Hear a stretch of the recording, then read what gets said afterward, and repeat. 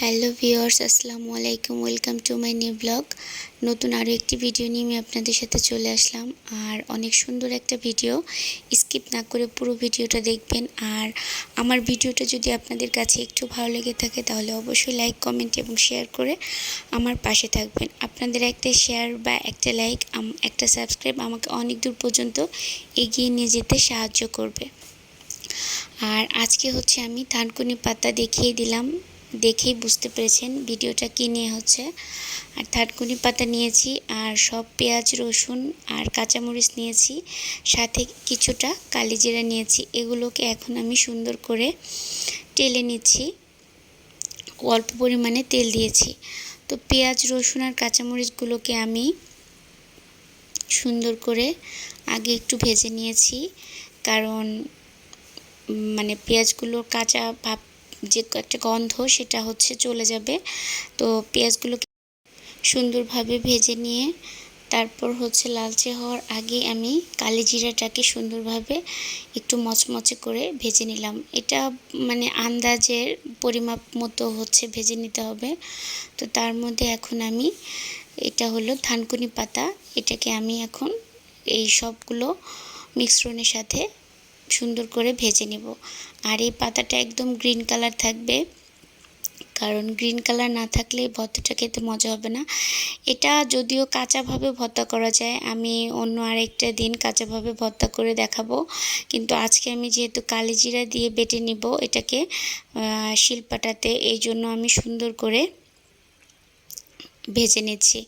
আর অতটাও ভাজা দিব না, কারণ কালিজিরাকে আগে ভেজে নিয়েছি, পেঁয়াজ মরিচগুলোকেও আগে ভেজে নিয়েছি। এখন অল্প পরিমাণে শুধু শাকটাকে আউড়ে যাওয়া পর্যন্ত, সফট হওয়া পর্যন্ত আমি ভেজে নিচ্ছি। তো এর মাঝে একটু গল্প করে নেই। সংসার জীবনে প্রতিটা সংসারে অশান্তি আছে। আর এই ভিডিওটা আমার বেশ কিছুদিন আগের। আমার সংসারে থাকাকালীন আমি আমার সংসার থেকে চলে এসেছি বাবার বাড়িতে। এটা হয়তো বা আমার কোনো লাইভে দেখেছেন কিনা আমি জানি না, তবে আমার এই কথাগুলো শুনতে খারাপ লাগলেও এটাই সত্য। আমি এখন আমার নিজের সংসারে নেই, আমার বাবার বাড়িতে চলে এসেছি। যাই হোক, স্বামীর কথা আর নাই বা বলি, আমি ভালো না তাই চলে এসেছি। তো আমার ভাজা হয়ে গিয়েছে। তো আমি আগে থেকে আমার কিছুটা শুকনো মরিচ ভাজা ছিল ঘরে, এটা আমি সবসময় ভেজে রাখি। তো আমি 2টা শুকনো মরিচ বেটে নিলাম লবণ দিয়ে, কারণ শুকনো মরিচের ঘ্রাণটা দিলেও ভর্তাটা আরও বেশি টেস্ট হবে।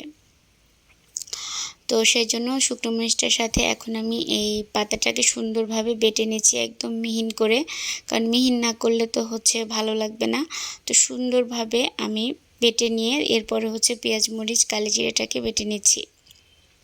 সব কিছু সুন্দরভাবে পাটাতে, শিলপাটাতে বেটে খাওয়ার মজাটাই আলাদা। আর শিলপাটায় ভর্তা করাটা, এটা একদম মাংস বা কোরমা পোলাও একদম ফেল হয়ে যায়। এই ভর্তা পাটায়, শিলপাটায় যেই ভর্তাই করুক না কেন সব কিছুই ভালো লাগে। যারা শিলপাটায় ভর্তা করে খায় তারা বুঝবে যে এটার টেস্টটা কত রকমের সুস্বাদু হয়। তো আজকের ভিডিওটা আমি আর বেশি বড় করব না, আজকের ভিডিওটা আমি এখানে শেষ করে দিব। আর আমার পুরো ভিডিওটার যদি কোনো ভুল ত্রুটি হয়ে থাকে তাহলে অবশ্যই লাইক, কমেন্ট এবং সাবস্ক্রাইব করে আমার পাশে থাকবেন। বাড়তে বাড়তেই আজকে চলে গেলাম। তো আজকের ভিডিওটা এ পর্যন্তই। আল্লাহ হাফেজ।